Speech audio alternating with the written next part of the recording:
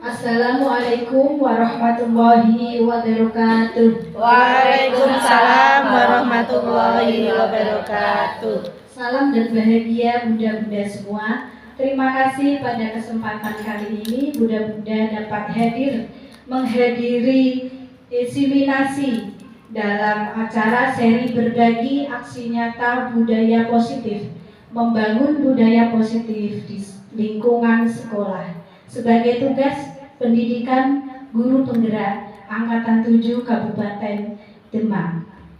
Dan sebelum saya lanjut ke materi, perkenalkan, nama saya Nurjana, sarjana pendidikan, dan unit kerja saya berada di TK Pusparini sebagai guru kelas kelompok A2.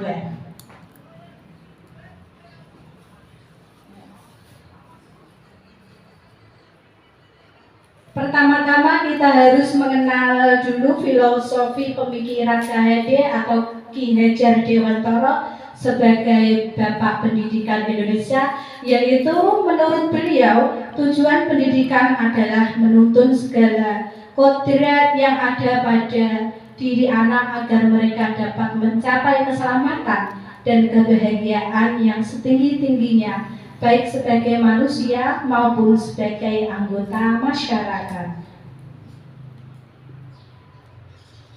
Dalam semboyan Ki Hajar Dewantara ada 3 hal, yaitu yang pertama engar sosong tulodo, yaitu di depan menjadi teladan, dan yang kedua ing madya wangun karso, di tengah membangun semangat, dan tuturi handayani, di belakang memberi dorongan.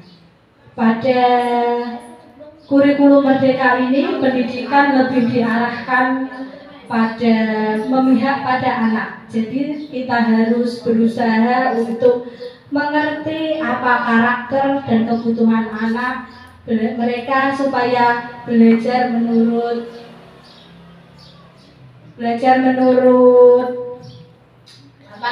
keinginan dan minat serta bakat yang ada pada diri anak. Karena sesungguhnya setiap anak itu memiliki keunikan masing-masing dan hal itu tidak dapat disamaratakan.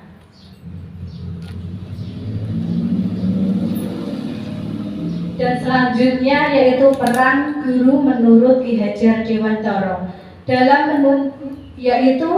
menuntun laku dan pertumbuhan kodrat anak. Ki Hajar Dewantara mengibaratkan peran pendidik seperti seorang petani, sedangkan anak-anak itu seperti biji tumbuhan yang akan disemai.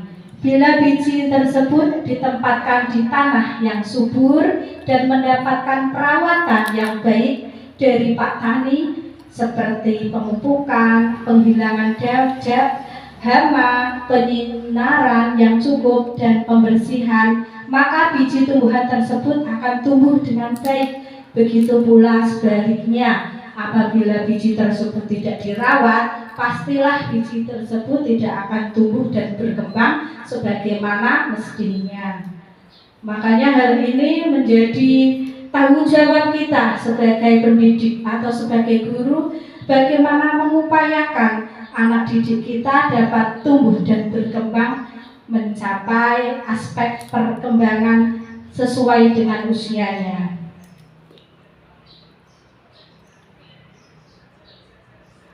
Kemudian profil pelajar Pancasila yang sering kita dengar, yaitu yang pertama ada beriman, bertakwa kepada Tuhan Yang Maha Esa, serta berakhlak mulia, berkebinekaan global, bergotong royong, kreatif, bernalar kritis, serta mandiri.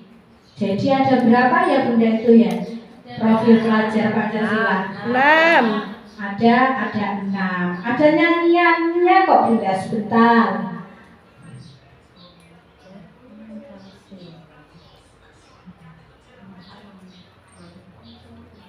Mari kita nyanyi bersama-sama.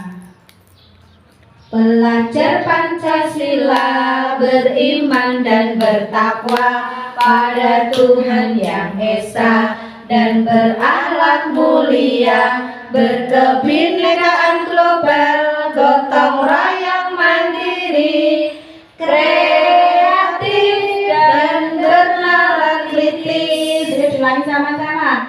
Pelajar Pancasila, beriman dan bertakwa pada Tuhan yang esa dan berakhlak mulia, berkebinekaan global, gotong royong mandiri, kreatif dan bernalar kritis. Yang selanjutnya,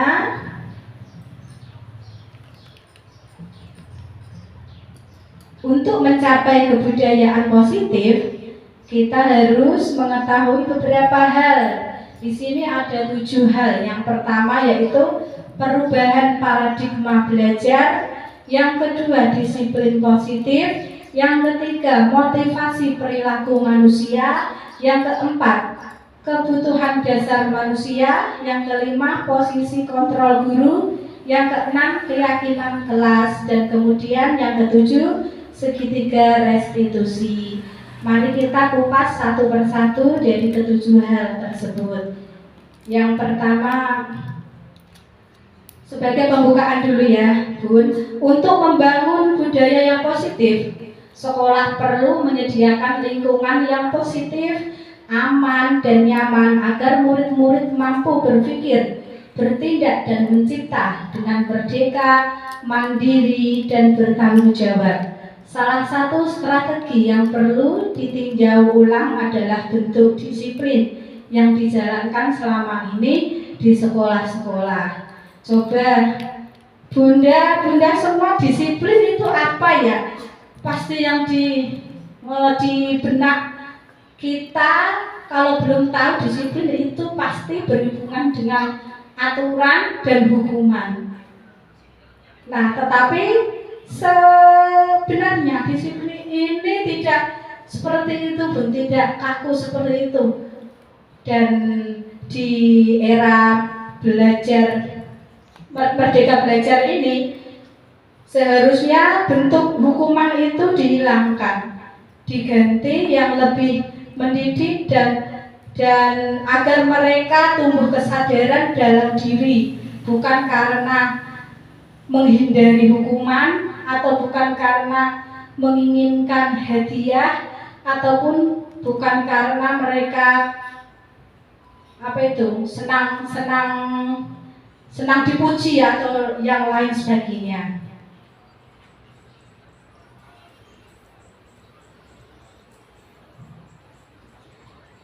Untuk yang pertama yaitu perubahan paradigma belajar.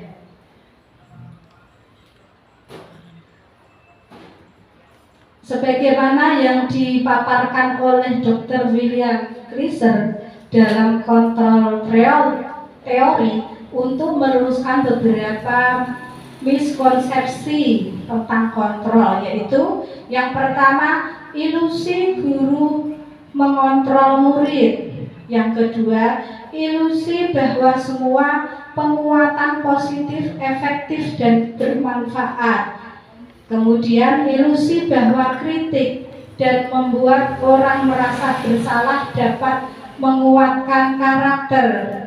Ya, yang ini sering secara tidak sadar mungkin kita melakukannya, tetapi secara tidak sadar membuat anak didik kita merasa bersalah. Tetapi kita sebagai pendidik tidak sadar akan ucapan kita yang membuat mereka merasa bersalah. Contohnya saja apabila ada anak yang tidak mau mengerjakan tugas, kemudian gurunya berbicara, "Lah, kenapa kamu tidak mengerjakan tugas? Apa kamu tidak kasihan nanti Bu Guru kena marah sama kepala sekolah, nanti Bu Guru ditegur oleh pengawas." Nah, seperti itu mungkin kita tidak sadar membuat mereka merasa bersalah. Dan yang selanjutnya yaitu menguatkan Ilusi bahwa orang dewasa memiliki hak untuk memaksa. Karena kita sekarang sudah di era merdeka belajar ya Bun. Jadi tidak sepatutnya kita memaksa apa yang menjadi kehendak kita kepada murid. Kita hanya disuruh untuk membimbing bagaimana caranya mereka agar mau. Dan kemudian teori kontrol tentang dunia. Nah ini yang pertama yaitu realitas kebutuhan kita berbeda. Nah ini yang ilusi, dan yang sebelah itu yang kenyataan. Realitas kebutuhan kita berbeda. Semua orang mempunyai kebutuhan yang berbeda-beda pula dan tidak bisa disamakan. Kemudian setiap orang memiliki gambaran berbeda. Imajinasi, keinginan juga semua berbeda antara individu satu dengan individu yang lain. Yang selanjutnya kita berusaha memahami pandangan orang lain tentang dunia. Kemudian semua perilaku memiliki tujuan. Nah, ini juga membutuhkan membutuhkan kecermatan kita, membutuhkan kejelian kita. Bagaimana yaitu perilaku memiliki tujuan. Setiap anak, tingkah laku anak seperti apapun pasti mereka memiliki tujuan. Tetapi kita sebagai pendidik yang mungkin kurang sadar atau kurang merespon keinginan anak didik kita. Kemudian hanya Anda yang bisa mengontrol diri Anda sendiri. Hanya kita yang dapat mengubah diri kita sendiri. Dalam merdeka belajar ada bergerak, tergerak, dan menggerakkan. Harus tergerak dulu. Tergerak dari diri sendiri, dari dalam hati, tergerak, kemudian bergerak, melakukannya sendiri, dimulai dari diri sendiri, dan menggerakkan. Bisa kita awali dengan menggerakkan kanan kiri kita, guru satu sekolahan kita dulu, yang terdekat dulu. Kemudian ada kolaborasi dan konsensus menciptakan pilihan-pilihan baru. Nah, kalau di dalam guru penggerak atau dalam merdeka belajar sangat penting adanya kolaborasi. Kolaborasi ini menciptakan pilihan-pilihan baru. Karena di dalam kolaborasi kan tidak satu pemikiran saja, karena dalam kolaborasi membutuhkan minimal 2 orang atau lebih biar pemikirannya mendapat jalan keluar yang terbaik. Dan yang terakhir ada model berpikir menang-menang. Slide selanjutnya. Yang kedua, kita mengenal disiplin positif. Makna kata disiplin, nah ini baru dibahas, yaitu kebanyakan orang akan menghubungkan kata disiplin dengan tertib, teratur, dan kepatuhan pada peraturan. Kata disiplin juga sering dihubungkan dengan hukuman, padahal itu sungguh berbeda. Karena belajar tentang disiplin positif tidak harus dengan memberi hukuman. Justru itu adalah salah satu alternatif terakhir kalau tidak ada yang bisa diupayakan sama sekali. Kemudian Ki Hajar Dewantara menyatakan bahwa untuk mencapai kemerdekaan atau dalam konteks pendidikan kita saat ini, untuk menciptakan murid yang merdeka, syarat utamanya adalah harus ada disiplin yang kuat.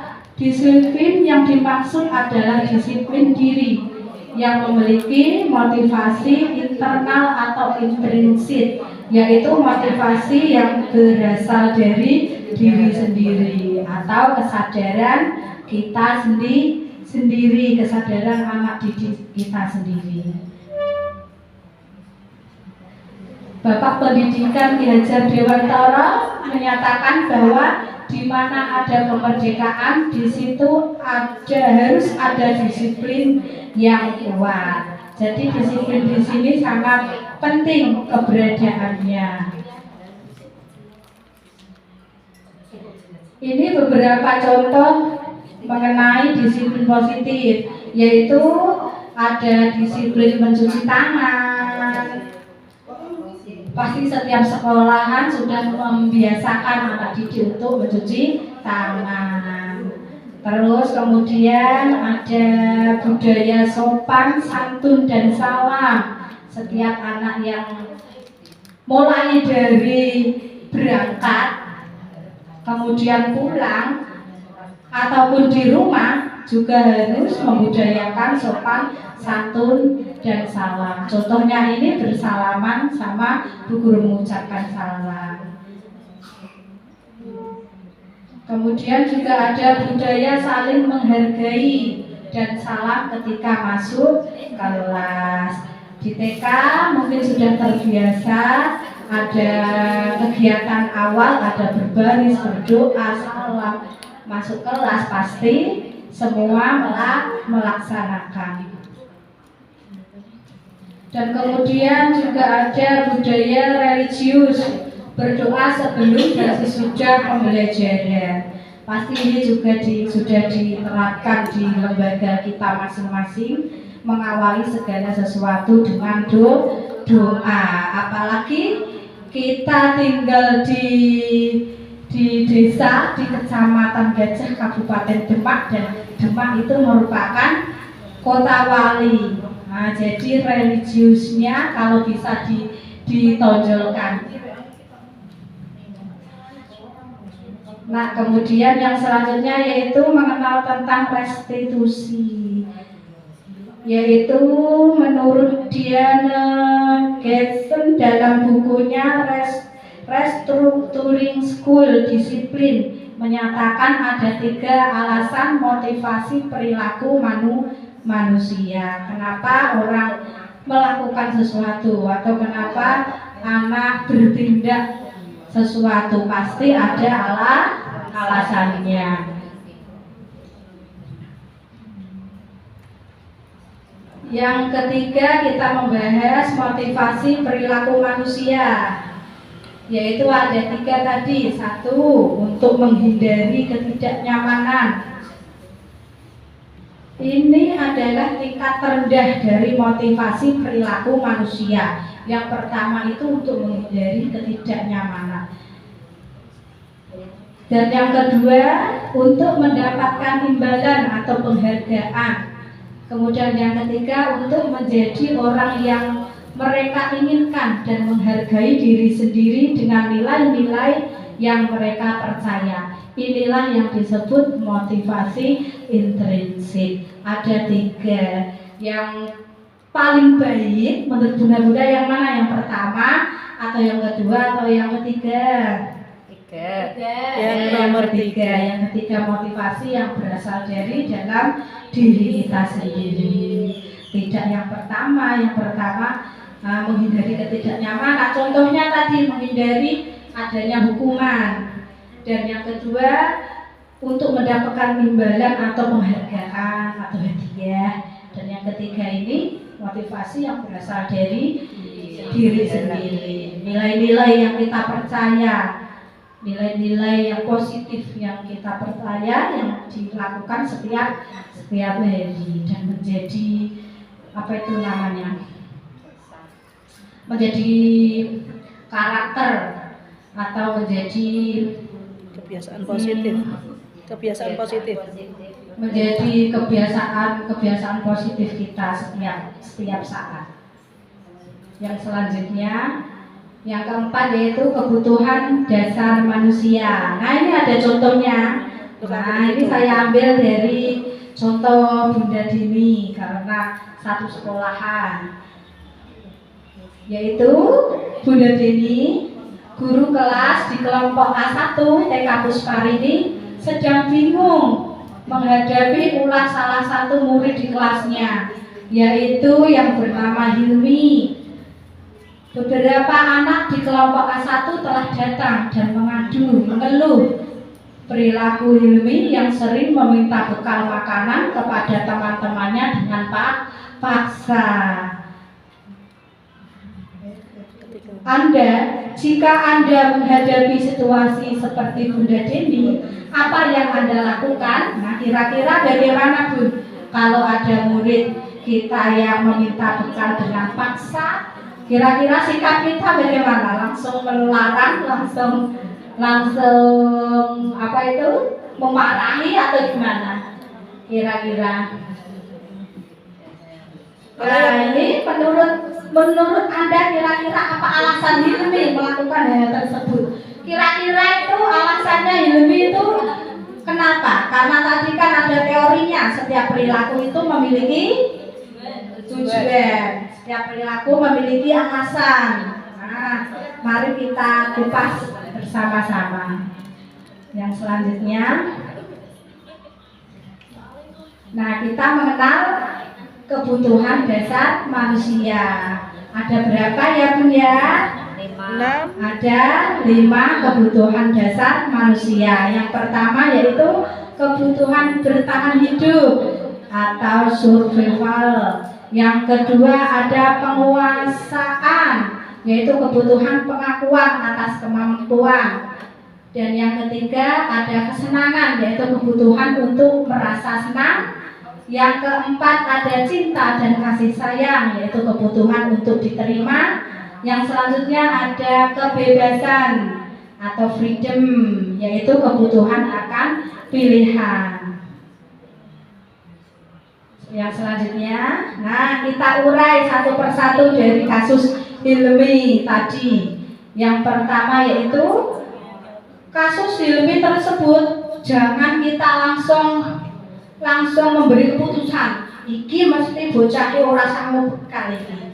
Nah, utawa iki mesti bocah nakal apa-apa. Nah, kita harus menggali lagi. Kita harus menanyakan pada anak yang bersangkutan, didekati, ditanya baik-baik, jangan terus dimarahi. Dan yang ini yang kebutuhan untuk bertahan hidup dalam kasus Hilmi tersebut, apabila jawaban Hilmi ketika ditanya oleh Bunda Deni adalah karena ia tidak membawa bekal, maka kebutuhan dasar yang sedang dipenuhi, yang berusaha dicapai oleh Hilmi adalah kebutuhan untuk apapun itu, untuk bertahan hidup atau survival. Kebutuhan bertahan hidup diantaranya ya tadi kebutuhan makan, minum, dan lain sebagainya. Sandang, pangan, papan, ya, itu termasuk kebutuhan untuk bertahan hidup. Dan yang selanjutnya dari analisa kasus Hilmi tersebut, yang kedua juga bisa dikategorikan itu menjadi kebutuhan cinta dan kasih sayang apabila alasan Hilmi mengambil bekal makanannya karena ia merasa senang temannya memperhatikannya. Ketika temannya melaporkan tindakannya itu, ada gurunya dan gurunya memberitahukan kepada orang tua, sehingga orang tua Hilmi jadi memperhatikan dia. Maka kebutuhan Hilmi tersebut, dia mencari kebutuhan akan cinta dan kasih sayang. Ini biasa dialami pada anak-anak yang kurang perhatian orang tua. Jadi mereka mencari cara bagaimana ya ibu bapakku supaya memperhatikan aku. Nah, salah satunya dengan tindakan Hilmi tersebut. Yang selanjutnya dalam kasus tersebut juga bisa dikategorikan untuk mencari kebutuhan penguasaan apabila alasan Hilmi adalah dia merasa hebat karena temannya jadi takut dan dia takut dengan dia dan menuruti keinginannya. Maka sebetulnya Hilmi sedang berusaha memenuhi kebutuhan dasar akan penguasaan. Jika jawaban Hilmi ditanya oleh Bunda Deni, aku seneng kok Bu nak koncoku wedi ambek aku. Nah, jadi Hilmi merasa hebat karena teman-temannya takut kepadanya. Hal ini bisa dikategorikan Hilmi sedang berusaha untuk memenuhi kebutuhan akan penguasaan. Yang selanjutnya, apabila jawaban Hilmi dalam kasus tersebut adalah karena ia bosan dengan bekal makanan yang dibawakan ibunya dari rumah, oh nggak ini bekal kok iku terus ceplok terus jadi bocah bosen ngeragu. Nah, maka dalam hal ini Hilmi sedang berusaha memenuhi kebutuhan akan kebebasan karena dia mungkin sudah bosen lalu iku terus aku ini kepingin yang lain Bu, aku kepingin yang lain. Jadi dia meminta bekal milik temannya yang kiranya dia suka.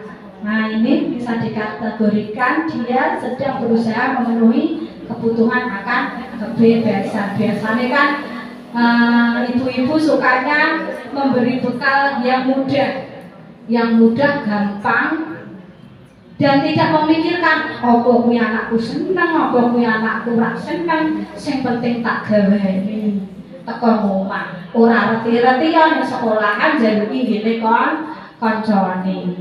Yang selanjutnya, dalam kasus tersebut juga bisa dikategorikan sebagai kebutuhan untuk memenuhi kesenangan. Apabila jawaban Hilmi, ia merasa iseng saja dan ia menikmati ekspresi wajah teman-temannya yang kesal karena diambil makanannya itu lucu. Nah, maka berarti Hilmi sedang berusaha memenuhi kebutuhan akan kesenangan. Hilmi ini senang ditakoni Budi. Loh gini, Hilmi kok suka meminta bekal makanan dengan paksa? Jawaban Hilmi, aku senang dulu ngerti koncoku, lihat temanku marah-marah, lihat temanku sedih, lihat temanku kesal, dia merasa suka, maka dia berusaha memenuhi kebutuhan akan kesenangan. Mungkin dia merasa terhibur atau bagaimana.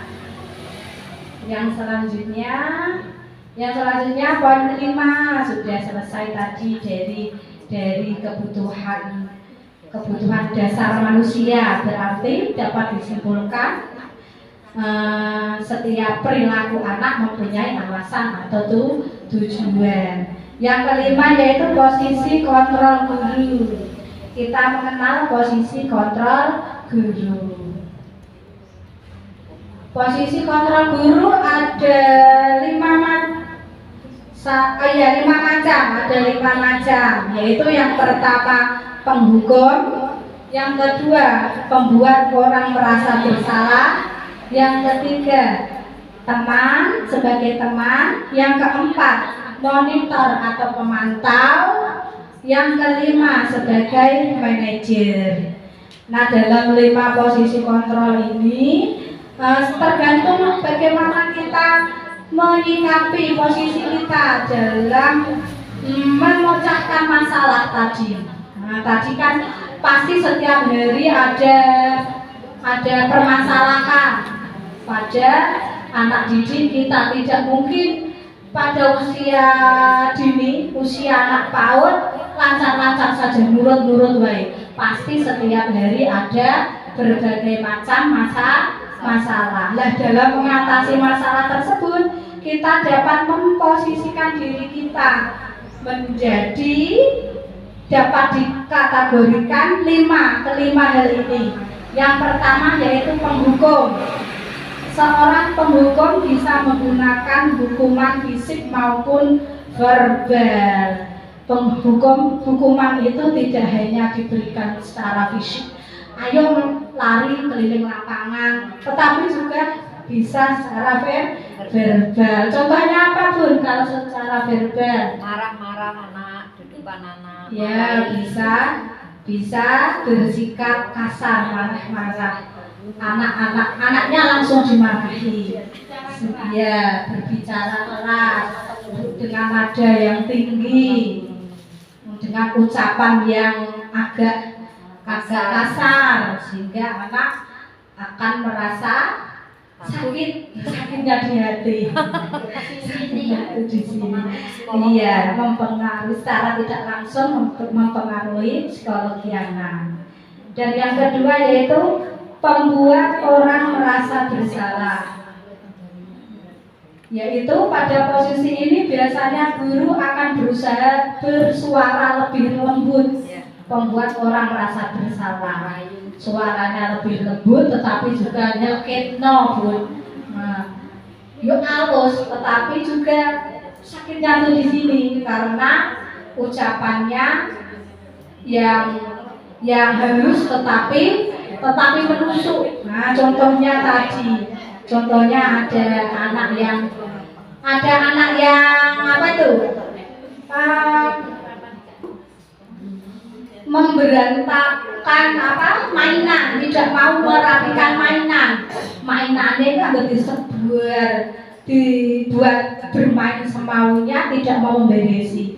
Terus gurunya datang, "Loh, Andi, apakah kamu tidak kasihan sama Bu Guru? Bu Guru juga manusia biasa, capek. Bu Guru merasa capek." Iya, nah seperti itu. Oke, seperti itu juga bisa membuat anak itu terkena secara psikisnya.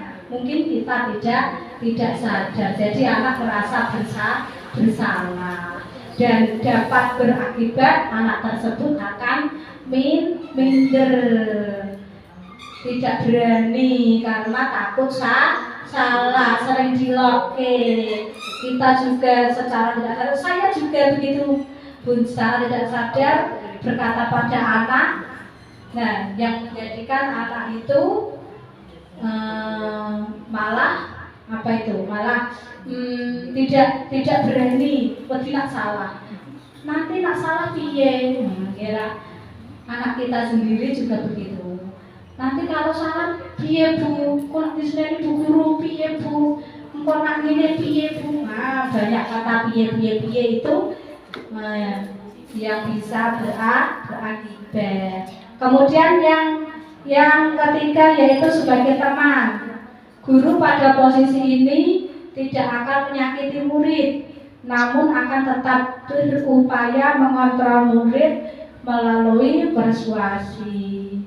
Sebagai teman itu juga ada positif dan negatifnya, Bun. Positifnya anak akan nyaman karena gurunya seperti teman sendiri, bisa diajak ngobrol. Tetapi negatifnya anak akan merasa ada ketergantungan. Contohnya nak ora dulang buku imoh. Nah, itu salah satu ciri-ciri itu guru tersebut menggunakan posisi kontrol ke teman. Kemudian yang selanjutnya yaitu monitor atau pemantau.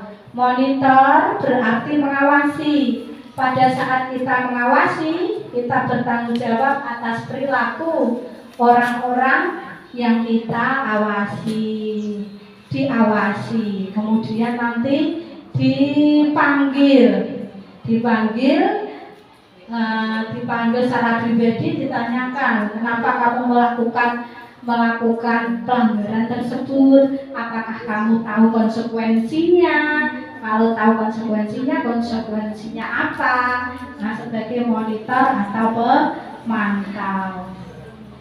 Dan yang terakhir yaitu posisi sebagai manajer. Posisi sebagai manajer ini adalah posisi mentor, di mana guru berbuat sesuatu bersama murid, mempersilahkan murid mempertanggungjawabkan perilakunya, mendukung murid agar dapat menemukan solusi atas permasalahan dirinya sendiri. Sebagai manajer ini, guru cuma membimbing anak untuk dapat menyelesaikan masalahnya sendiri melalui idenya sendiri, tidak disarankan guru. Contohnya saja ada apa itu? Contohnya saja ada anak yang tidak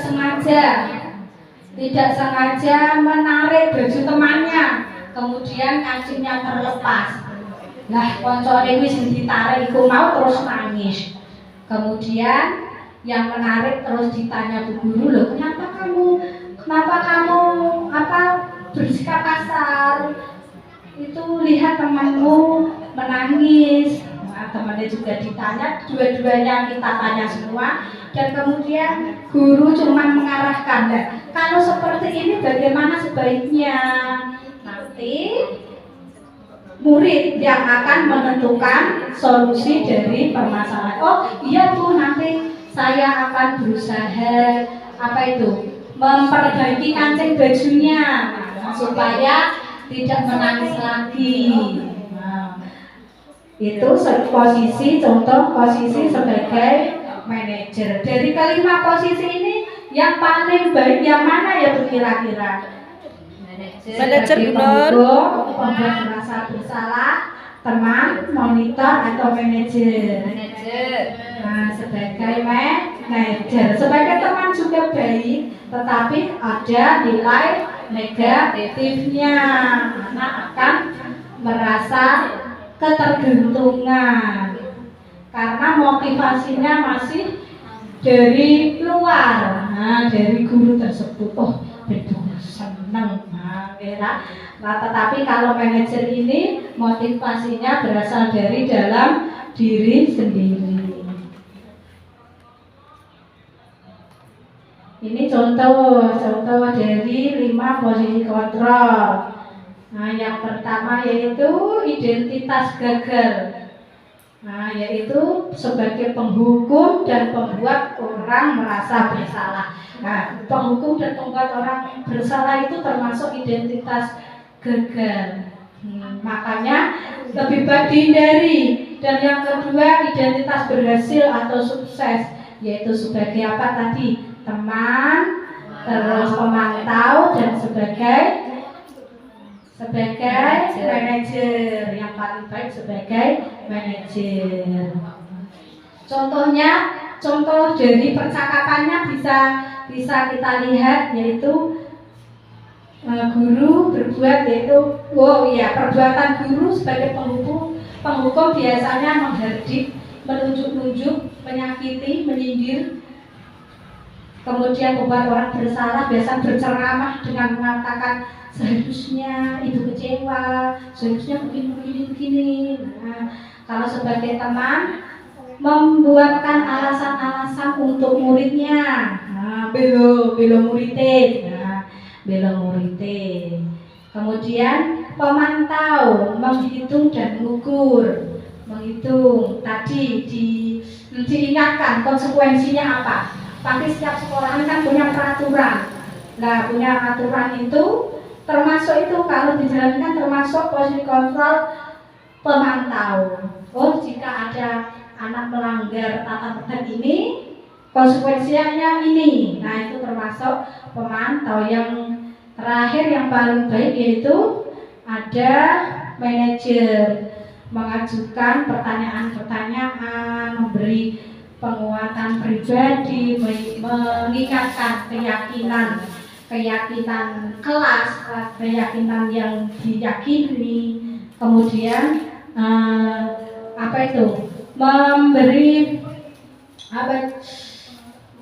mempersilahkan murid untuk dapat menyelesaikan permasalahannya sendiri. Nah, lanjut.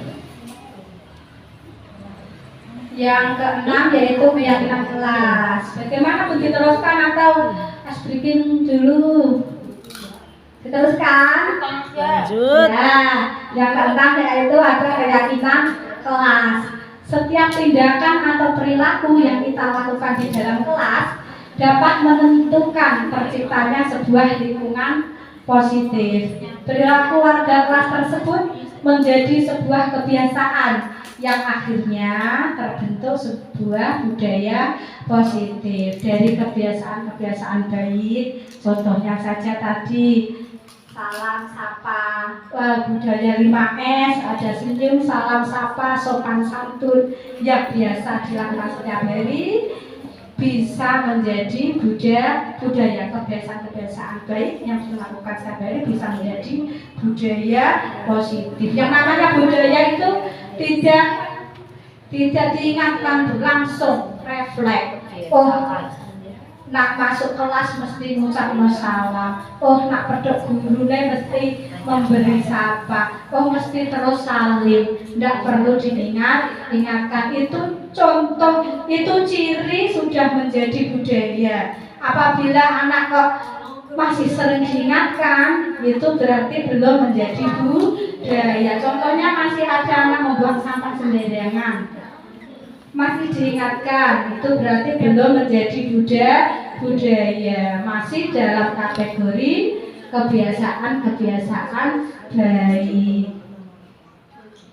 Dan kemudian dalam keyakinan kelas ini yang pertama yaitu bersifat lebih abstrak daripada peraturan yang lebih rinci dan konkret. Nah, peraturan sekolah biasanya kan kata-katanya dohu, ya Bu. Kata-katanya panjang, tapi kalau keyakinan kelas ini cukup singkat, padat, dan jelas. Yang berikutnya yaitu berupa pertanyaan-pertanyaan universal, pertanyaan-pertanyaan yang menyeluruh, tidak spesifik, tidak terperinci. Yang ketiga yaitu pertanyaan senantiasa dibuat dalam bentuk positif. Yang berikutnya hendaknya tidak terlalu banyak sehingga mudah diingatkan dan dipahami oleh semua warga kelas. Jadi anak itu bisa paham dan mengerti. Yang selanjutnya yaitu sebaiknya sesuatu yang kita terapkan di lingkungan tersebut. Yang berikutnya semua warga kelas hendaknya ikut berkontribusi dalam membuat keyakinan kelas lewat kegiatan curah pendapat. Keyakinan kelas ini dibentuk bukan oleh gurunya pun, tetapi melibatkan semuanya, murid dan juga guru. Yang selanjutnya yaitu bersedia meninjau kembali keyakinan kelas dari waktu ke waktu. Keyakinan kelas itu tidak monoton. Orang kuduwi terus setiap tahun, orang kuduwi terus setiap saat, tidak, tetapi bisa diubah, ditinjau kembali dari waktu ke waktu, karena mungkin anak kan juga ada perkembangannya, tidak stuck di situ saja. Jadi keyakinan kelas bisa dirubah, menyesuaikan.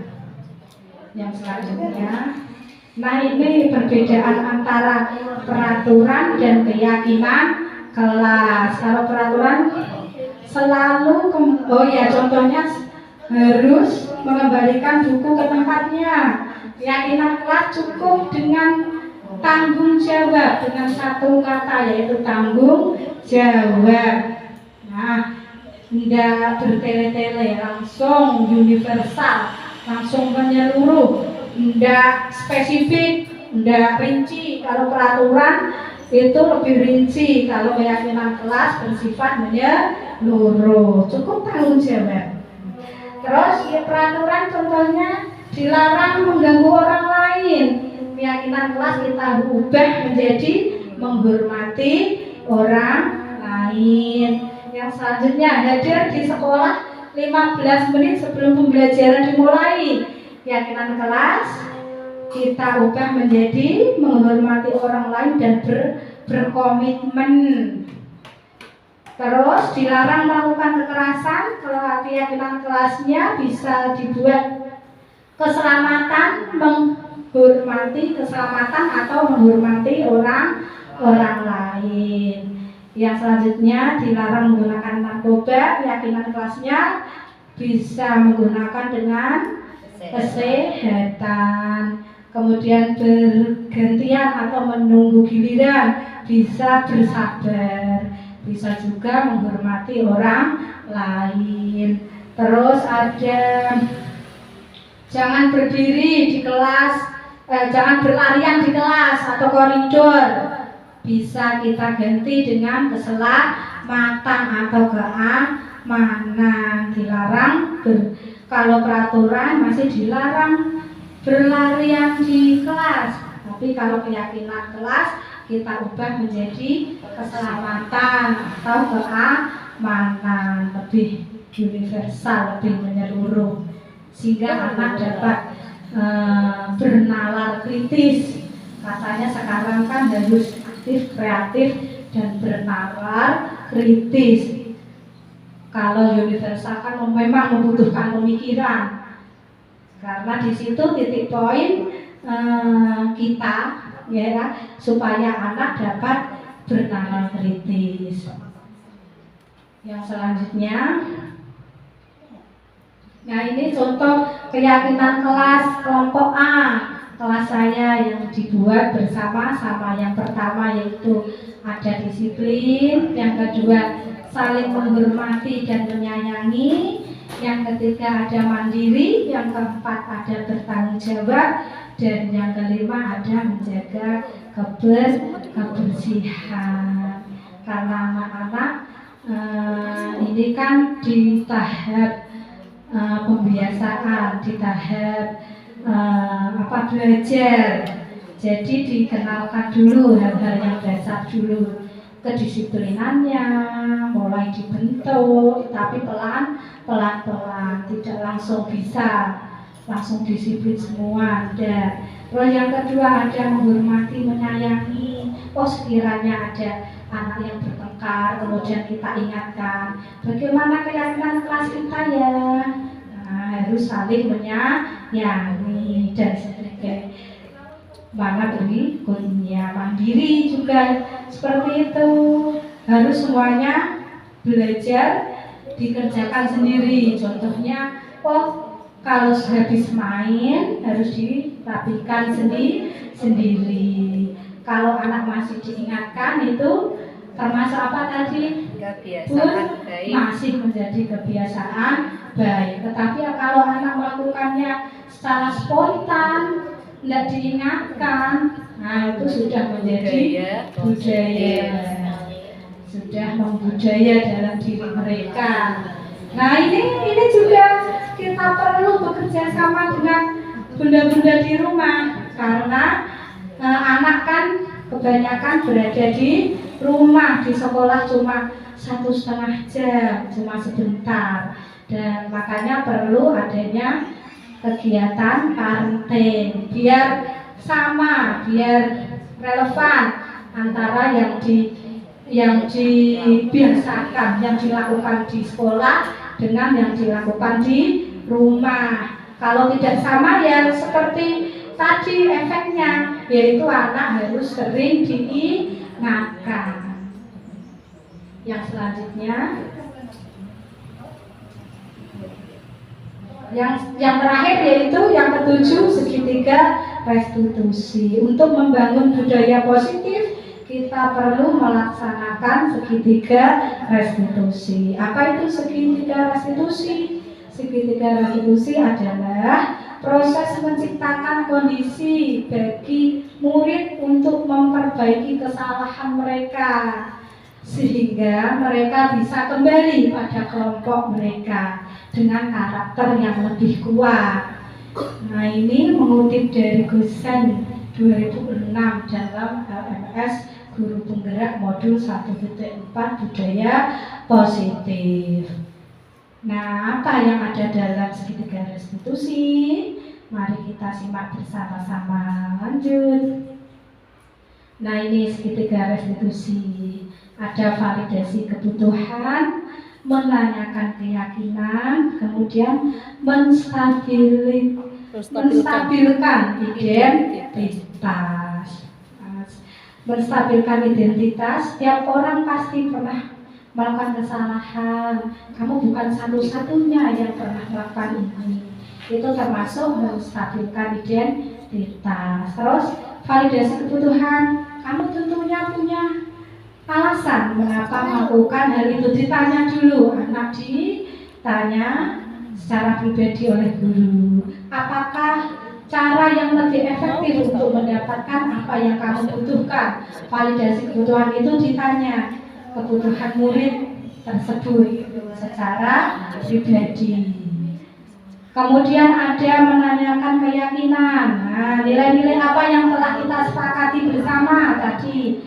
Keyakinan kelasnya apa? Jika ada masalah, contohnya ada anak bertengkar sama temannya, kita tanyakan, menanyakan keyakinan kelas supaya mereka ingat kamu ingin menjadi orang yang seperti apa, ditanya baik-baik oleh guru, dan kemudian membantu anak menyelesaikan permasalahannya dari dirinya sendiri. Nah, sebagai contoh ada anak yang bertengkar tadi, ditanyakan alasannya dulu, kenapa kamu melakukan hal itu. Nah, ini termasuk validasi kebutuhan. Terus gurunya nenang-nenang menstabilkan identitas. Oh, setiap orang itu pernah melakukan kesalahan. Kamu bukan satu-satunya yang pernah melakukan ini. Diminta untuk menyelesaikan masalahnya sendiri dan diingatkan apa kesepakatan kelas yang sudah dibuat bersama-sama tadi. Yang selanjutnya, bagian dasar dari segitiga restitusi itu bertujuan untuk mengubah identitas anak dari orang yang gagal, identitas gagal tersebut karena melakukan kesalahan menjadi orang yang sukses. Anak yang sedang mencari perhatian adalah anak yang mengalami kegagalan. Dia mencoba untuk memenuhi kebutuhan dasarnya, namun ada benturan. Kalau kita mengkritik dia, maka kita akan tetap membuatnya merasa di dalam posisi gagal. Kalau kita ingin ia menjadi proaktif, maka kita harus meyakinkan si anak dengan cara mengatakan kalimat-kalimat seperti tadi, yaitu berbuat salah itu tidak apa-apa.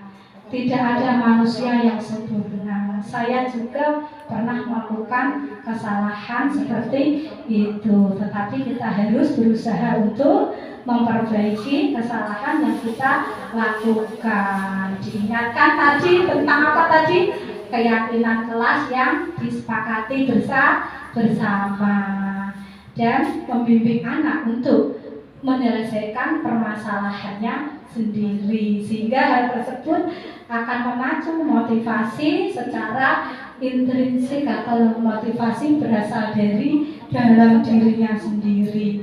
Anak menjadi bertanggung jawab, tahu apa yang harus dia lakukan, tidak usah dipaksa. Memang hal ini sulit, sangat sulit sekali.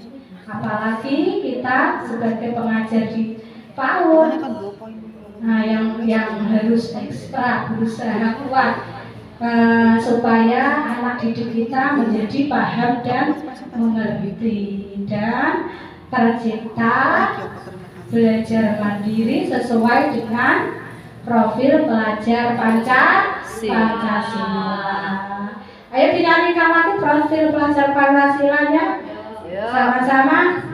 Pelajar Pancasila beriman dan bertakwa pada Tuhan Yang Esa dan berakhlak mulia, berkebinekaan global, gotong royong mandiri, kreatif dan bernalar kritis. Terima kasih pada ibu-ibu semuanya. Salam. Kita harus bergerak dan menggerakkan supaya terjadi perubahan. Sekian dari saya. Apabila ada pertanyaan pun bisa ditanyakan. Gun mau tanya. Ya.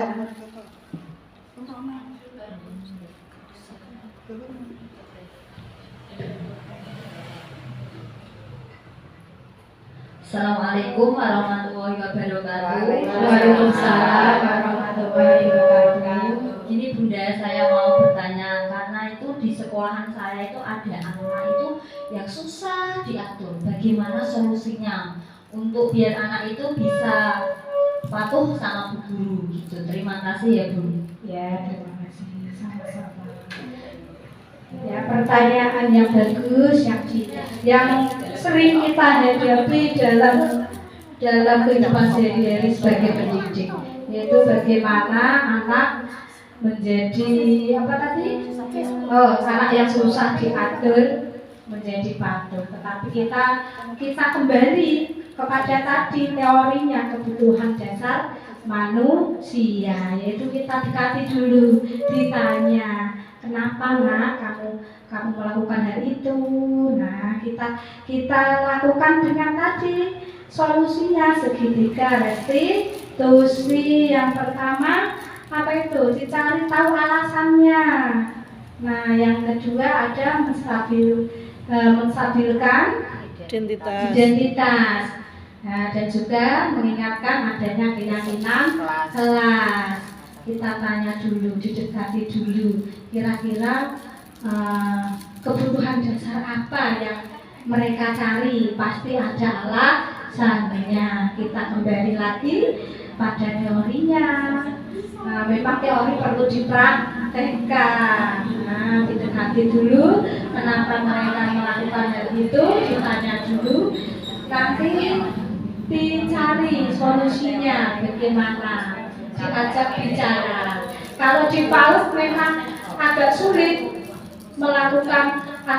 diminta untuk menyelesaikan permasalahan sendiri. Kita pancing dengan perkataan-perkataan atau percakapan-percakapan yang mengarah pada solusi, biar anak itu tahu dan mau kembali kepada lingkungannya, menjadi anak yang baik, yang identitas sukses, tidak identitas gagal. Seperti itu, Bun. Oke Bun, makasih. Ya, terima kasih sama-sama. Ada yang ingin bertanya lagi? Ya.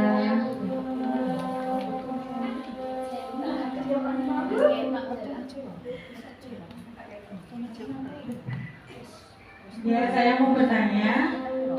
Ini Bun, tadi itu kan untuk menumbuhkan motivasi itu kan ada 3 alasan.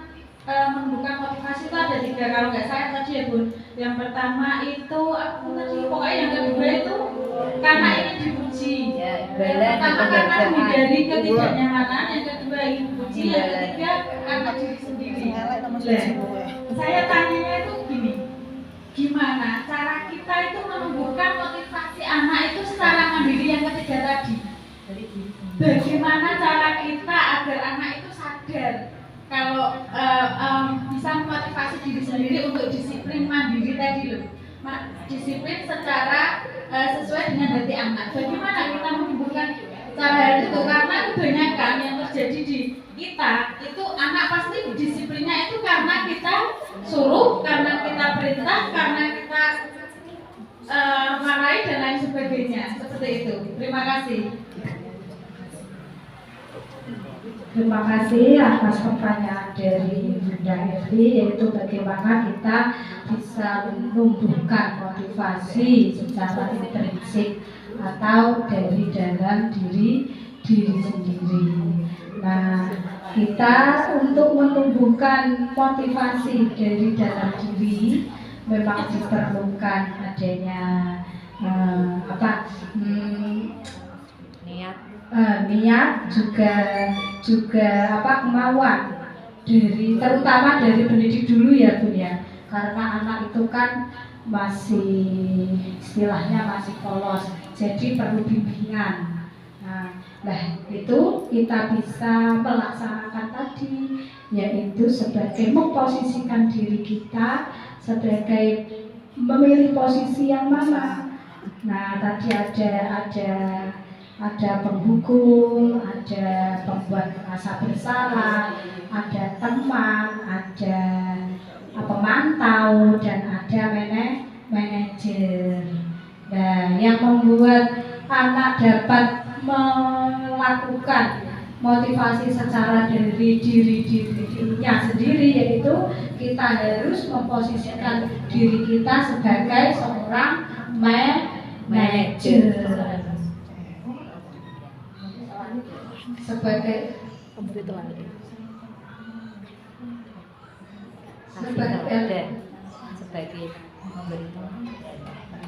sebagai seorang, kita harus memposisikan diri kita sebagai seorang manajer yang bisa kita kita lihat tadi jalan-jalannya, yaitu melalui segitiga restitusi, dan juga kita juga bisa menjadi teladan dulu dari murid kita, ya sebagaimana yang diungkapkan oleh Ki Hajar Dewantara, yaitu ada apa tadi? Arso Songolodo, Madya Mangun Karso, Tuturi Handayani. Sebagai guru juga harus memberi teladan, contoh yang baik kepada murid kita. Kemudian jika ada permasalahan, kita dapat mencari solusi, yaitu menerapkan tadi segitiga restitusi. Nah, insya Allah nanti anak akan tumbuh motivasi secara intrinsik atau secara dari dirinya sendiri, tetapi juga melalui proses, tidak instan, tidak langsung, pasti ada prosesnya. Yang penting ada perkembangannya, Bu. Oh, asale contohnya asale bocah iki kata-katane kasar, oh malah rodok halus, oh malah rodok sopan. Ada perubahannya, perubahan itu tidak langsung jelek, langsung api, langsung nurut, tidak, tetapi butuh proses, dan proses itu memakan waktu. Makanya kita harus bersabar. Sudah, ada yang bertanya lagi? Cukup. Ada. Terima kasih saya ucapkan kepada teman-teman semua, bunda-bunda semua yang sudah menghadiri diseminasi saya pada pagi menjelang siang ini. Semoga ilmu yang kita dapatkan bisa bermanfaat dan diterapkan di lembaganya masing-masing. Tetap semangat, mari bergerak dan menggerakkan. Wassalamualaikum warahmatullahi wabarakatuh. Waalaikumsalam warahmatullahi wabarakatuh.